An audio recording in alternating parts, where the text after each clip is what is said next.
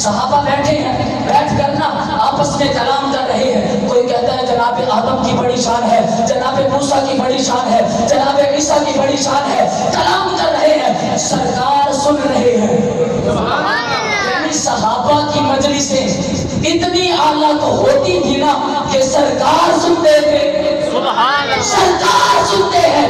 آقا علیہ السلام نے جب اپنے صحابہ کا تعجب کرنا سنا، سرکار فرماتے ہیں، سرکار آئے، حضور نے فرمایا اے میرے صحابہ، بے شک آدم کی بڑی شان ہے، موسیٰ کی بڑی شان ہے، عیسیٰ کی بڑی شان ہے، مگر سنو انا حبیب اللہ ولا فخر. رب نے مجھے اپنا حبیب بنایا ہے اور میں فخر نہیں کرتا. فخر نہیں. جبریل امین سرکار کی بارگاہ میں ہے. سرکار نے فرمایا اے جبریل میرے شان اور میرے فاروق کی شان بیان کر.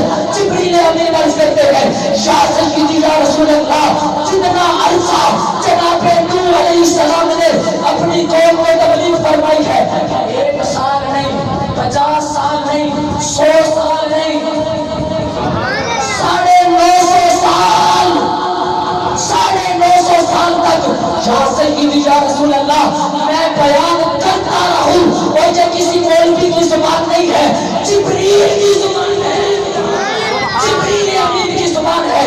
عرض کرتے ہیں یا سیدی یا رسول اللہ اگر 950 سال تک میں بیان کرتا رہوں، کرتا رہوں، کرتا رہوں، یا سیدی یا رسول اللہ زمانے گزر سکتے ہیں، آپ کے ایک شان عمر کی شانیں ختم نہیں ہو سکتی.